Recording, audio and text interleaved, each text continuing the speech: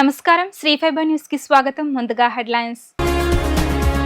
ఆహార తయారీలో నాణ్యత ప్రమాణాలు పాటించాలన్న మంత్రి నాదెళ్ల మనోహర్. నాణ్యత పాటించని హోటల్స్, ఫుడ్ కోర్ట్స్లు, సంస్థలపై కఠిన చర్యలు తీసుకుంటామని హెచ్చరిక. ఇంద్రకీలాద్రిపై ఘనంగా ప్రారంభమైన పవిత్రోత్సవాలు. ఏడాది పాటు జరిగిన లోపాలు, దోషాలను నివారించడానికి పవిత్రోత్సవాలు నిర్వహిస్తున్నామన్న స్థానాచార్యులు శివప్రసాద్ శర్మ. నేతన్నలకు న్యాయం చేసింది కూటమి ప్రభుత్వమేనని అన్న రాష్ట్ర పద్మశాలి కార్పొరేషన్ చైర్మన్ నందం అబద్దయ్య. నేతన్నలను వైసీపీ ప్రభుత్వం పూర్తిగా నిర్లక్ష్యం చేసిందని ఆగ్రహం. ఆహార తయారీలో నాణ్యత ప్రమాణాలు పాటించని హోటల్స్, ఫుడ్ కోర్టులు, సంస్థలపై కఠిన చర్యలు తీసుకుంటామని రాష్ట్ర ఆహార, పౌర సరఫరాల శాఖ మంత్రి నాదెళ్ల మనోహర్ స్పష్టం చేశారు. ఈ సందర్భంగా ఆయన మాట్లాడుతూ సరైన పదార్థాలు వాడకపోవడం వల్ల ప్రజలకు అనారోగ్య సమస్యలు ఎదురవుతున్నాయన్నారు. కొన్ని హోటల్స్లో హానికర పదార్థాలు కలిపి ఆహారం తయారు చేస్తున్నారని, ప్రజలు బయట ఆహారం తీసుకునేటప్పుడు అప్రమత్తంగా ఉండాలి అని సూచించారు. ఈ విషయంపై మంత్రివర్గ ఉపసంఘం కూడా చర్చించి అధికారులకు ఆదేశాలు ఇవ్వడం జరిగింది అన్నారు. మనం ఎటువంటి ఆహార తీరుమండాలు మనం సేవిస్తున్నాం వాటి గురించి కూడా మీరు కొంచెం అవగాహన తెచ్చుకుని మీరు ముందడుగు వేస్తే బాగుంటుంది. ఎందుకంటే చాలా మందికి ఆరోగ్య సమస్యలు ఎందుకు వస్తున్నాయంటే సరైన ఇంగ్రీడియంట్స్ అవి వాడకుండా ఫుడ్ కోర్ట్స్లోనూ వాటిలో కూడా చాలా పదార్థాలు కలుపుతున్నారు. దాని గురించి కూడా రీసెంట్గా మంత్రివర్గ ఉపసంఘం మేము దాని గురించి సీరియస్గా అయ్యి మన విశాఖపట్నంలో 51 రెస్టారెంట్లో మేము చెక్ చేపిస్తే 44 రెస్టారెంట్లో సరైన రీతిలో వాళ్ళు వండడం లేదని, ఆ పదార్థాల గురించి మాకు ఆధారాలు దొరికినాయి. చాలా భయంకరమైన పరిస్థితి. సో దయచేసి మీరందరూ కూడా మీ మీ ఆరోగ్యాన్ని కాపాడుకుంటూ ప్రతి అడుగులో కూడా మనం ఇంకా వృద్ధాప్యంలో కూడా ఎటువంటి ఆరోగ్య సమస్యలు రాకుండా మీరు ఆరోగ్యవంతంగా ఉండాలని మనస్ఫూర్తిగా కోరుకుంటూ, ఎవరికైతే ఈ సహాయం అవసరం వాళ్ళు ఒక ఫార్మాట్లో మన కార్యాలయం. శ్రీ దుర్గా మల్లేశ్వర స్వామి వాళ్ళ దేవస్థానంలో పవిత్రోత్సవాలు ఘనంగా ప్రారంభం అయ్యాయి. దేవస్థాన ఈవో సీనానాయక్ కుటుంబ సమేతంగా అమ్మవారికి పవిత్రాలు సమర్పించి ప్రత్యేక పూజలు నిర్వహించారు. స్థానాచార్యులు విష్ణుభట్ల శివప్రసాద్ శర్మ ఆధ్వర్యంలో వేద పండితులు, వైదిక కమిటీ సభ్యులు పవిత్రాలకు తొలి పూజలు చేశారు. అనంతరం మంత్రోచ్చరణల మధ్య పవిత్ర మాలను అమ్మవారితో పాటు ఉప ఆలయాల్లోని దేవతామూర్తులకు అలంకరించారు. జగజ్జనని దుర్గమ్మ సన్నిధిలో పవిత్రోత్సవాలు ప్రారంభం అయ్యాయి. త్రాహణిక దీక్షతో చేపట్టిన ఈ ఉత్సవాలలో భాగంగా తొలి రోజున పవిత్రాలకు వేదోక్తంగా పూజలు, చండీ హోమం నిర్వహించి ఉత్సవాలకు అంకురార్పణ గావించారు. ఆలయ ఆచారాలు, పూజల్లో ఏడాది పొడవునా జరిగిన లోపాలను, దోషాలను నివారించడానికి ఈ పవిత్రోత్సవాలను నిర్వహిస్తామని స్థానాచార్యులు విష్ణుభట్ల శివప్రసాద్ శర్మ వివరించారు. దోష నివారణ, లోపాలను సరిచేయడం, అన్ని యజ్ఞాల ఫలితాలను పొందడం వంటి అనేక ప్రయోజనాలను ఈ ఉత్సవాలు అందిస్తాయని తెలిపారు. 5 రంగుల్లో 108 పోగుల పట్టు దారాలతో ఈ పవిత్రాలను తయారు చేశారన్నారు. ఈ ఉత్సవాలు జరిగే 3 రోజులు పవిత్ర మాలకు ప్రత్యేక పూజలు చేసి మంత్రాలతో శుద్ధి చేస్తారన్నారు.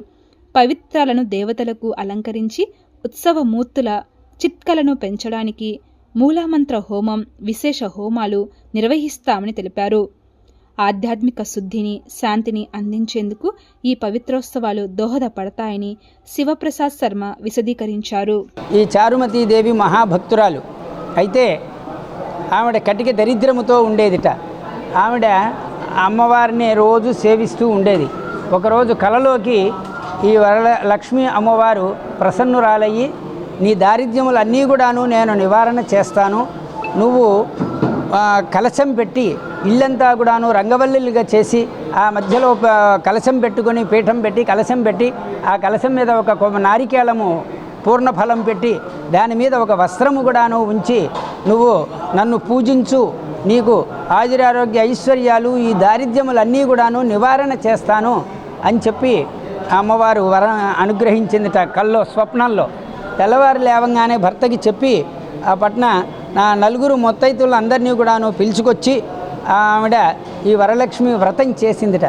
ఆ వ్రతం చేసి ఆ 9 పోగులు కలిగినటువంటి తోరము కట్టుకొని తోర పూజ చేసి ఆ కథా శ్రవణం కూడాను వరలక్ష్మి అమ్మవారి యొక్క కథా శ్రవణం చేసి ఆ అక్షతలు నెత్తి మీద చల్లుకొని 3 ప్రదక్షిణాలు చేసిందిట. ఒక ప్రదక్షిణం చేసేటప్పటికే కాళ్ళకి కడియాలు వచ్చినాయిట. ఇంకొక ప్రదక్షిణం చేసేటప్పటికే చేతులకి కూడాను కంకణములు వచ్చినాయిట.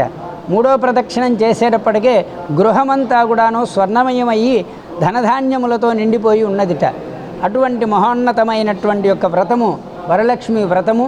ఈ వ్రతం ఎవరైతే ఆచరిస్తారో వారు ఆ వ్రతం అంతా కూడాను అయిన తర్వాత ఈ 9 పోగులతో కలిగినటువంటి తోరణాలు 9 తయారు చేసుకుని ఒకటి అమ్మవారికి ధారణ చేసి ఒకటి తను ధరించి ముత్తైదుల్ని పిలిచి వారికి కూడాను తోరణం ఇచ్చి వాయినం గనక ఇస్తే సకల సౌభాగ్యాలు సిద్ధిస్తాయి అని చెప్పి కథలో కూడాను చెప్పడం జరుగుతున్నది.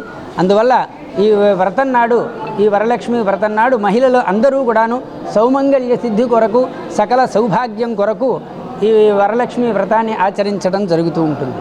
నేతన్నలకు ఇచ్చిన హామీలను శరవేగంగా అమలు చేసి వారికి న్యాయం చేసిన ఘనత కూటమి ప్రభుత్వానిదేనని రాష్ట్ర పద్మశాలి కార్పొరేషన్ చైర్మన్ నందం అబద్దయ్య పేర్కొన్నారు. గత ప్రభుత్వ హయాంలో పూర్తిగా నిర్లక్ష్యం పాలైన నేతన్నల జీవితాల్లో కూటమి ప్రభుత్వం వెలుగులు నింపుందన్నారు.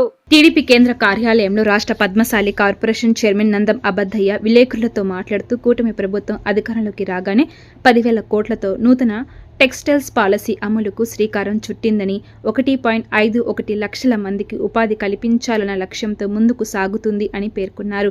అమరావతిలో చేనేత మ్యూజియం నిర్మాణానికి ప్రభుత్వం నిర్ణయించిందని తెలిపారు. చేనేతలకు 200 యూనిట్లు, పవర్లూమ్కు 500 యూనిట్లు ఉచిత విద్యుత్ ఇవ్వనున్నారని, చేనేత వస్త్రాలపై 5% జీఎస్టీ మినహాయింపు ఇచ్చారని తెలిపారు. దీనికోసం ఏడాదికి 15 కోట్ల చెల్లించనున్నట్లు తెలిపారు. గత ప్రభుత్వం నిలిపివేసిన థ్రిఫ్ట్ నిధులను మళ్లీ అమల్లోకి తీసుకువచ్చిన కూటమి ప్రభుత్వం 5,386 మంది నేతన్నలకు 5 కోట్లను విడుదల చేసిందని ఆయన పేర్కొన్నారు. చేనేత వర్గాలకి వారు నివసిస్తున్నటువంటి గృహాల్లో మగ్గం నేసుకుంటున్నటువంటి కుటుంబాలకి ఉచితంగా 200 యూనిట్లు ఉచితంగా కరెంటు ఇవ్వటం జరుగుతూ ఉంది. మరి అదేవిధంగా పవర్లూమ్ నేసుకునే కార్మికుడికి 500 యూనిట్లు ఉచితంగా ఇవ్వటం జరుగుతూ ఉంది. మరి అదేవిధంగా చేనేతలో కేంద్ర ప్రభుత్వం గతంలో విధించినటువంటి జిఎస్టీ ఏమున్నదో 5% అది రాష్ట్ర ప్రభుత్వమే భరిస్తానని చెప్పటం చాలా సంతోషకరమైన విషయం. ప్రత్యేకంగా చేనేతలకి మరి 25,000 రూపాయలు సంవత్సరానికి ఎన్టీఆర్ చేనేత భరోసా కింద 25,000 రూపాయలు ఇవ్వటం నిన్న మన ప్రీతమ ముఖ్యమంత్రి వర్యులు నారా చంద్రబాబు నాయుడు గారు ప్రకటించడం జరిగింది. తనకు, తన తల్లిదండ్రులకు, తన చెల్లెలకు కొక్కిలిగడ్డ పోతురాజు, అతని బంధువులు, ఫ్రెండ్స్ నుండి ప్రాణాపాయం ఉందని కొక్కిలిగడ్డ లక్ష్మి ఆవేదనతో చెప్పారు. కేవలం తనకు ఉన్న ఆస్తి వలనే తన మాజీ భర్త పోతురాజు హింసిస్తున్నాడు అని, విడాకులైన తరువాత తన డబ్బు, తన ఆస్తులు, తన పిల్లలు కూడా పోతురాజు వద్ద ఉన్నారని తనకు న్యాయం చేయాలని కోరారు. గాంధీనగర్ ప్రెస్ క్లబ్ నందు తాను అన్యాయానికి గురై హింసించబడుతున్నానంటూ కొక్కిలిగడ్డ లక్ష్మి మీడియా సమావేశం నిర్వహించారు. ఈ సమావేశంలో ఆమె మాట్లాడుతూ పెళ్లైన నాటి నుండి తన భర్త పోతురాజు తనను అనేక హింసలకు గురి చేశాడన్నారు. అన్నిటినీ సహించి కాపురం చేశాను అని, తనకు 2 పిల్లలు ఉన్నారన్నారు. తన భర్తకు ఉన్న అక్రమ సంబంధాలు విషయమై నిలదీసినందుకు తనకు అక్రమ సంబంధాలు అంటగట్టి దొంగ సాక్ష్యాలు చూపించి కోర్టు నుండి విడాకులు తీసుకున్నాడని చెప్పారు. విడాకులు తీసుకున్న తనను మానసిక హింసకు గురి చేస్తున్నాడని, తనకున్న డబ్బు, బంగారం, ఇల్లు అనుభవిస్తూ తనను చంపాలని చూస్తున్నారన్నారు. పోలీసులు వారికి కంప్లైంట్ ఇచ్చినా స్పందించడం లేదన్నారు. తనకు, తన తల్లిదండ్రులకు, తన పిల్లలకు, తన చెల్లెలకు, పోతురాజు, అతని కుటుంబ సభ్యులు, ఫ్రెండ్స్ నుండి తనకు ప్రాణాపాయం ఉందన్నారు. న్యాయం చెయ్యాలని ప్రభుత్వాన్ని కోరారు. నా హస్బెండ్కి నాకు కొన్ని కారణాల వల్ల డైవర్స్ అయిపోయాయి. పెళ్ళైన దగ్గర నుంచి నా హస్బెండ్ నన్ను బాగా కొట్టి తిట్టేవాడు. నా చెల్లెళ్ళు కూడా అతని దగ్గరికి పంపించమని నన్ను బాగా టార్చర్ పెట్టేవాడు. అయినా నేను ఎప్పటికీ ఒప్పుకోకపోయేసరికి నన్ను బాగా హింసించేవాడు. బాగా ఆస్తి వచ్చేసరికి అమ్మాయిలతోనూ మందు తాగుడు పేకాట బాగా అలవాటు ఉంది నా హస్బెండ్కి.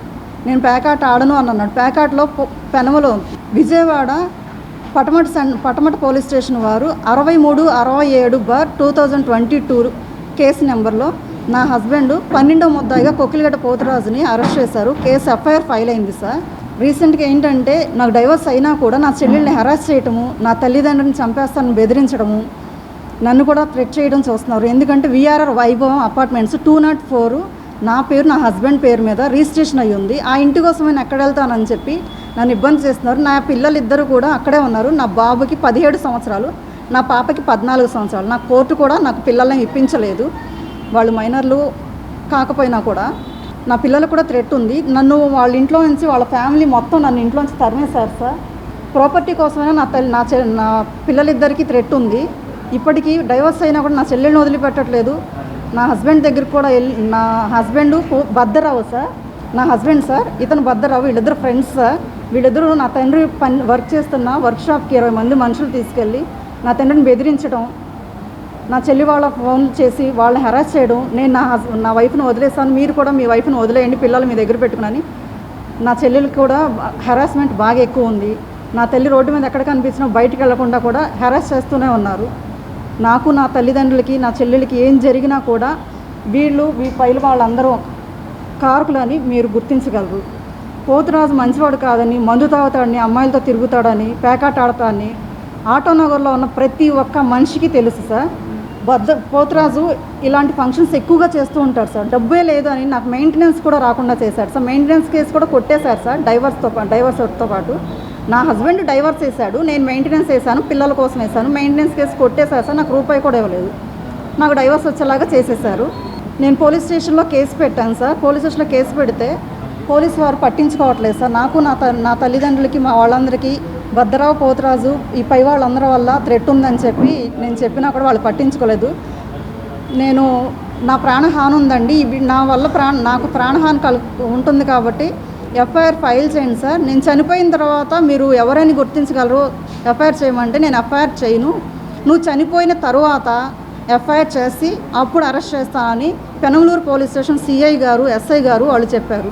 పోలీస్ స్టేషన్లో వీడియో కూడా తీశారండి. సివిల్ డ్రెస్లో ఉన్న కానిస్టేబుల్ ఆ వీడియోలో నేను కేసు పెట్టిన దానికి సంబంధం లేకుండా మెయింటెనెన్స్ కేసు, డైవర్స్ కేసులో నువ్వేం రాసావు, నీకు ఎందుకు శాంక్షన్ చేయలేదు, ఎందుకు ఇబ్బంది, ఏం జరిగితే ఇట్లా చేశారని చెప్పి ఎందుకు కేసులు కొట్టేశారన్నారు.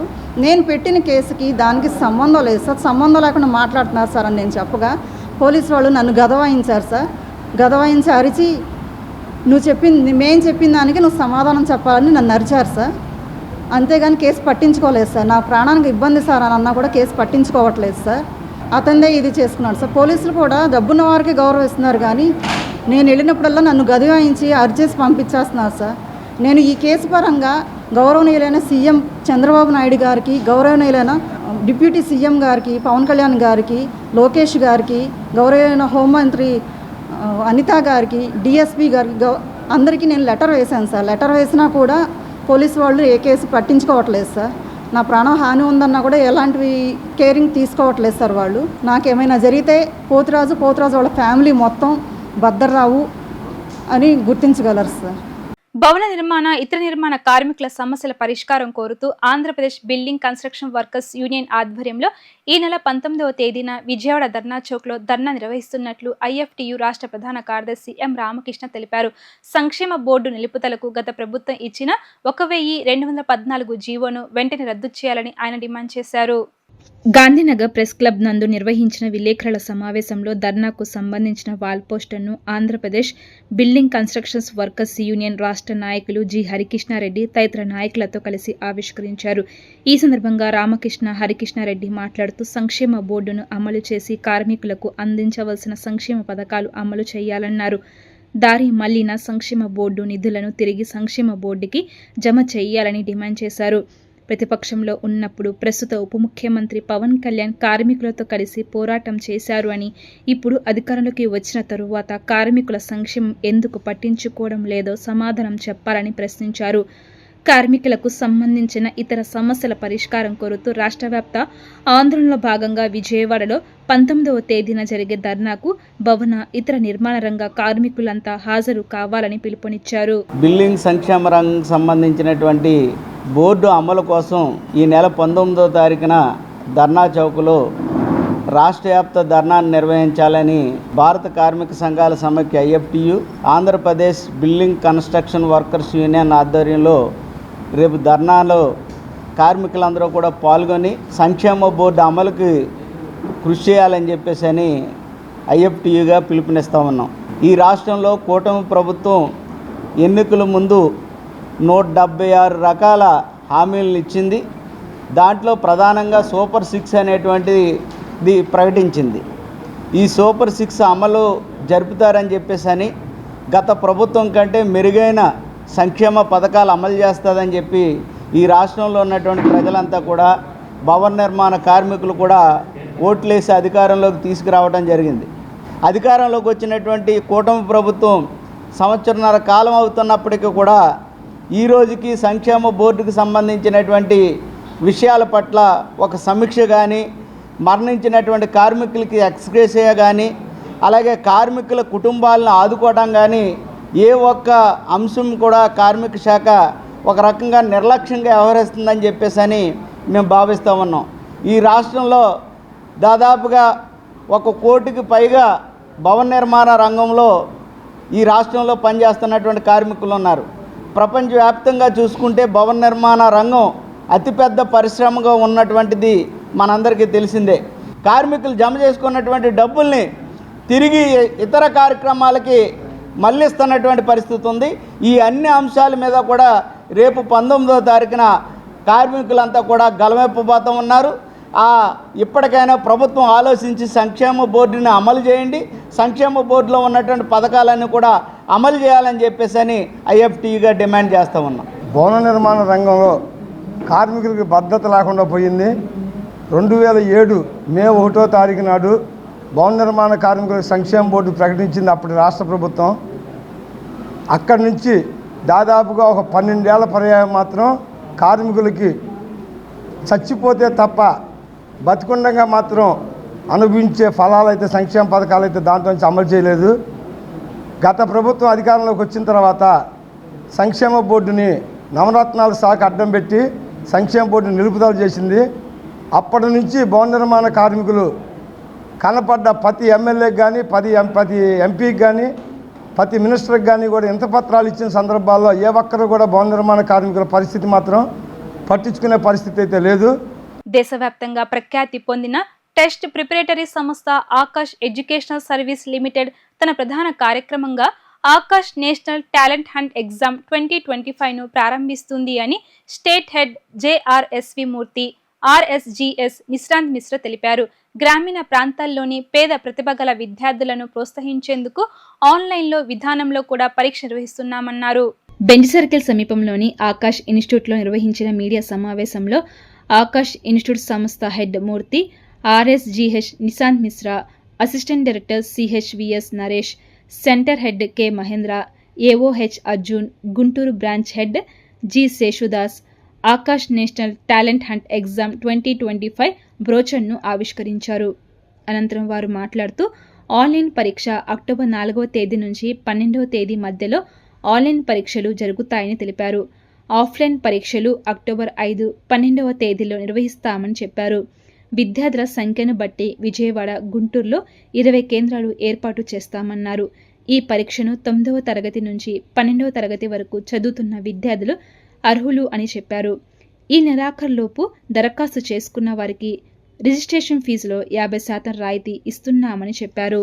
ఆకాష్ విద్యా సంస్థలు ప్రతి సంవత్సరము స్టార్ట్ చేసిన విధంగానే ఈ సంవత్సరం కూడా అంతే Akash national talent hunt exam అనగా మన తెలుగు లాంగ్వేజ్లో స్కాలర్షిప్ ఎగ్జామ్ని ఈ సంవత్సరం విజయవాడ లాంచ్ చేసుకుంటున్నాం. ఇప్పటి వరకు ఈ టాలెంట్ ఎగ్జామ్ని సుమారు 6 కోట్ల మంది విద్యార్థులు ఇండియాలో ఈ ఎగ్జామ్ ఇవ్వడం జరిగింది.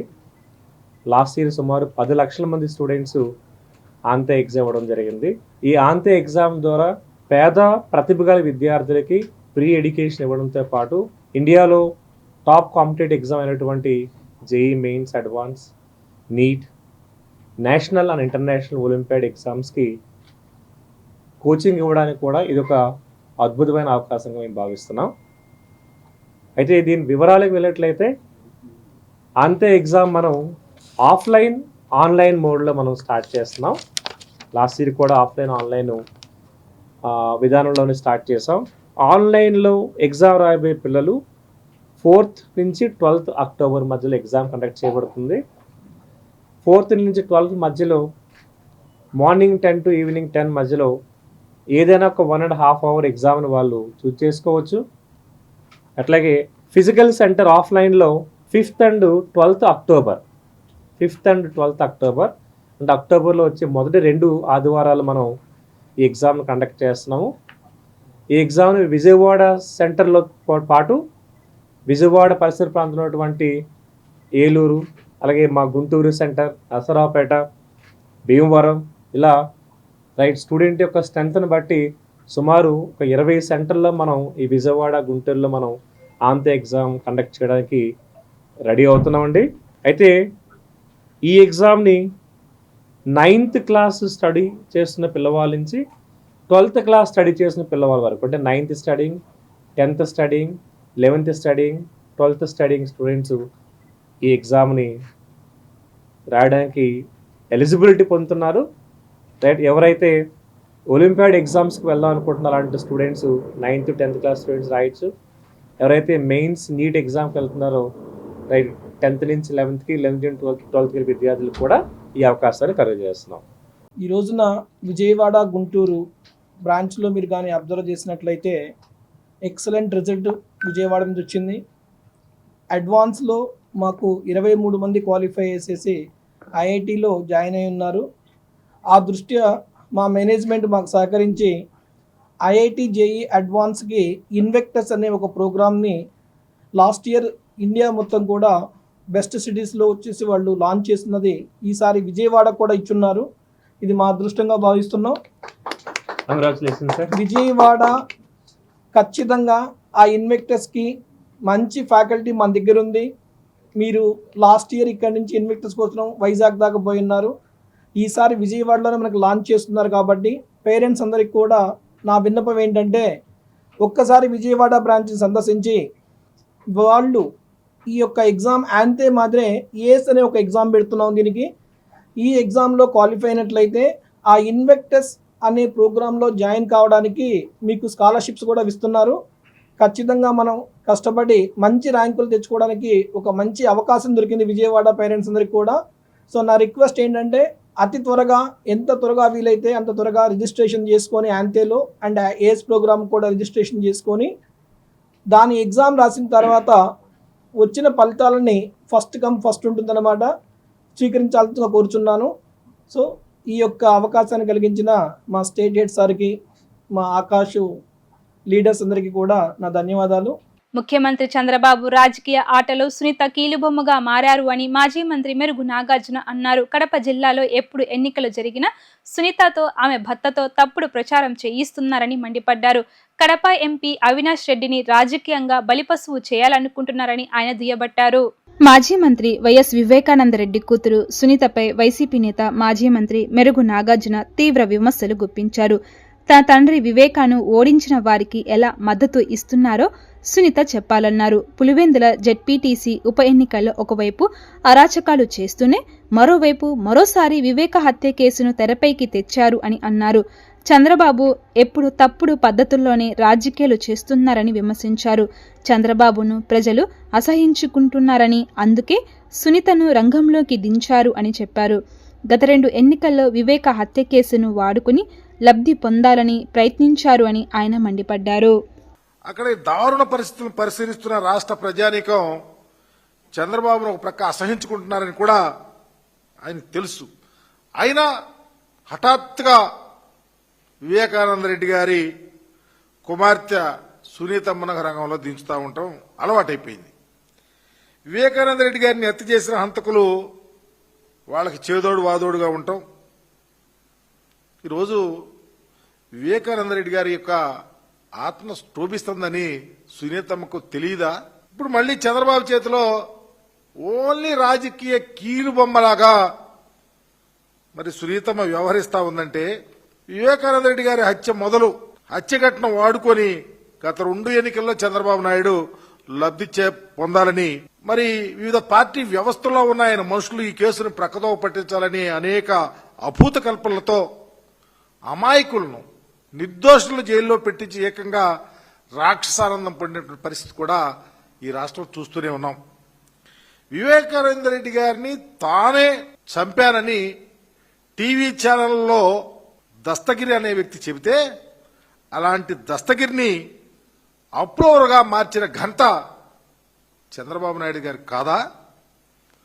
తన తండ్రి హంతకులు చట్టముల చేతిలో కాకుండా బయట విచ్చలవిడిగా అన్యాయాలు చేస్తూ తిరుగుతూ ఉంటే వారికి హితోధికంగా సహాయము తోడ్పాటు అందించింది సునీతమ్మ కాదా అని అడుగుతా ఉన్నా. ఇప్పుడు మళ్ళీ జడ్పీటీసీ ఎన్నికలకు దృష్టిలో పెట్టుకుని చంద్రబాబు చెబుతున్నట్టు మాట్లాడటం, ఎన్నిక వస్తే ఆమె వచ్చేస్తుంది. ఏదో ఒక రకంగా వివేకానంద రెడ్డి గారి హత్యను అడ్డం పెట్టుకుని ప్రజలను ప్రక్కదోవ పట్టించాలని చూస్తూ ఉంటుంది. ఈరోజు అన్నిటికన్నా ఈ వ్యవస్థలో వివేకానంద రెడ్డి గారి హత్య ఎవరి హయాంలో జరిగింది, ఆ కేసులో ఆ రోజు ఎవరి హయాంలో జరిగితే వ్యవస్థలన్నీ ఎవరి చేతుల్లో ఉన్నాయో ప్రజలకు తెలియదా? చంద్రబాబు నాయుడు గారు అధికారంలో ఉన్నప్పుడు జరిగితే వ్యవస్థలన్నీ వాళ్ళ చేతుల్లో ఉంటే చివరికి అది సిబిఐ దాకా వెళ్తే సిబిఐని కూడా మేనేజ్ చేయాలని పెద్ద ఆలోచనలు చేసినటువంటి వ్యక్తులు కాదని అడుగుతా ఉన్నా. చివరికి పాపం పుణ్యం లేనటువంటి ఏ సంబంధం లేనటువంటి అవినాష్ రెడ్డి గారి కుటుంబాన్ని రాజకీయంగా నాశనం చేయాలని ఒక దుగ్ధతో ఈరోజు వ్యవహరించిన తీరు ప్రజలకు తెలీదా? కుట్రలు కుతంత్రాలు ఇన్ని నిందన ఒప్పినా మొక్కు అని దీక్షతో దేవుడు చూసుకుంటాడే అని రాజకీయాలు చేస్తున్నటువంటి మరి అవినాష్ రెడ్డి గారి కుటుంబం నిజంగా రాబోయే రోజుల్లో న్యాయం అనేది తప్పకుండా గెలుస్తుంది. ఎందుకంటే బాగా చదువుకున్నటువంటి వ్యక్తి, గొప్ప చదువులు చదువుకొని జగన్మోహన్ రెడ్డి గారి యొక్క ప్రోత్సాహంతో రాజకీయాల్లోకి వచ్చినటువంటి యువకుడు అవినాష్ రెడ్డి గారు అయితే ఆయన్ని రాజకీయ బలిపశువులు చేయాలని ఒక ఆలోచనతో తప్ప వేరే ఏం లేదు. బంగారు కుటుంబాలను మార్గదర్శులు స్వచ్ఛందంగా ముందుకు వచ్చి దత్తత తీసుకోవాలి అనేదే ప్రభుత్వ ఉద్దేశమని, ఈ విషయంలో ఎవరిని బలవంతం చేయవద్దని ప్రభుత్వ ప్రధాన కార్యదర్శి కె విజయానంద్ జిల్లా కలెక్టర్లకు స్పష్టం చేశారు. ఆగస్టు 15 నాటికి 15 లక్షల బంగారు కుటుంబాలను మార్గదర్శులు దత్తత తీసుకోవాలని లక్ష్యం కాగా ఇప్పటి వరకు 10,10,000 బంగారు కుటుంబాలను 1,12,000 మంది మార్గదర్శులు దత్తత తీసుకున్నారని తెలిపారు. బంగారు కుటుంబాలను మార్గదర్శులు స్వచ్ఛందంగా ముందుకు వచ్చి దత్తత తీసుకోవాలి అనేదే ప్రభుత్వ ఉద్దేశమని, ఈ విషయంలో ఎవరిని బలవంతం చేయవద్దని ప్రభుత్వ ప్రధాన కార్యదర్శి కె విజయానంద్ జిల్లా కలెక్టర్లకు స్పష్టం చేశారు. బంగారు కుటుంబాల అవసరాలకు సంబంధించిన నీడ్ అసెస్మెంట్ సర్వేను 2 రోజుల్లోగా పూర్తి చేయాలని ఆదేశించారు. స్వర్ణాంధ్ర P4 ఫౌండేషన్ అసెంబ్లీ నియోజకవర్గ స్థాయిలో ఎంఎస్ఎంఈ పార్కులు ఏర్పాటు, ముఖ్యమైన ప్రాజెక్టులకు సంబంధించిన భూ సంబంధిత అంశాలు, జిల్లా స్థాయి లాజిస్టిక్స్ ప్రణాళికలు, జిల్లాలో పీపీపీ విధానంలో ప్రాజెక్టులు తదితర అంశాలపై రాష్ట్ర సచివాలయం నుండి ఆయన సంబంధిత శాఖల కార్యదర్శులతో కలిసి జిల్లా కలెక్టర్లతో వీడియో సమావేశం నిర్వహించారు. ఈ సందర్భంగా సిఎస్ మాట్లాడుతూ ఆగస్టు 15 నాటికి 15 లక్షల బంగారు కుటుంబాలను మార్గదర్శులు దత్తత తీసుకోవాలని లక్ష్యంగా ఇప్పటి వరకు 10,10,000 బంగారు కుటుంబాలను 1,12,000 మంది మార్గదర్శులు దత్తత తీసుకున్నారని తెలిపారు. బంగారు కుటుంబాలకు సంబంధించిన అవసరాలను దత్తత తీసుకున్న మార్గదర్శులు కల్పించేందుకు నిర్దేశించిన నీడ్ అసెస్మెంట్ సర్వే ప్రక్రియను 2 రోజుల్లోగా పూర్తి చేయాలని సిఎస్ విజయానంద్ జిల్లా కలెక్టర్లకు స్పష్టం చేశారు. స్వర్ణాంధ్ర P4కు సంబంధించి ఇప్పటికే సీఎం స్థాయిలో అందరూ ప్రజాప్రతినిధులు, అధికారులకు పూర్తి అవగాహన కల్పించడం జరిగిందని, కావున దీనిపై ఎలాంటి సందేహాలకు అవకాశం లేదని అన్నారు. అంతేకాక P4పై సందేహాలను నివృత్తి చేసుకునేందుకు ప్రత్యేకంగా హ్యాండ్బుక్ను కూడా రూపొందించి అందరూ జిల్లా కలెక్టర్లకు షేర్ చేయడం జరిగిందని, దానిలోని అన్ని అంశాలపై పూర్తి అవగాహన ఏర్పరచుకొని ఆ ప్రకారం ఈ కార్యక్రమాన్ని విజయవంతంగా ముందుకు తీసుకువెళ్లేందుకు తగు చర్యలు తీసుకోవాలని ఆదేశించారు. ఈ హ్యాండ్బుక్ను క్షేత్రస్థాయి అధికారులు, సిబ్బందికి కూడా షేర్ చేయాలని సిఎస్ అన్నారు. వార్త ముగించే ముందు హెడ్లైన్స్ మరోసారి. ఆహార తయారీలో నాణ్యత ప్రమాణాలు పాటించాలన్న మంత్రి నాదెళ్ల మనోహర్. నాణ్యత పాటించని హోటల్స్, ఫుడ్ కోర్ట్స్లు, సంస్థలపై కఠిన చర్యలు తీసుకుంటామని హెచ్చరిక. ఇంద్రకీలాద్రిపై ఘనంగా ప్రారంభమైన పవిత్రోత్సవాలు.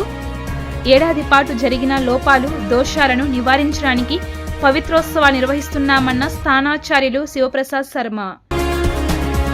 నేతన్నలకు న్యాయం చేసింది కూటమి ప్రభుత్వమేనని అన్న రాష్ట్ర పద్మశాలి కార్పొరేషన్ చైర్మన్ నందం అబద్దయ్య. నేతన్నలను వైసీపీ ప్రభుత్వం పూర్తిగా నిర్లక్ష్యం చేసిందని ఆగ్రహం. ఇవి ఇప్పటి వరకున్న updates. Keep watching Sri fibre news.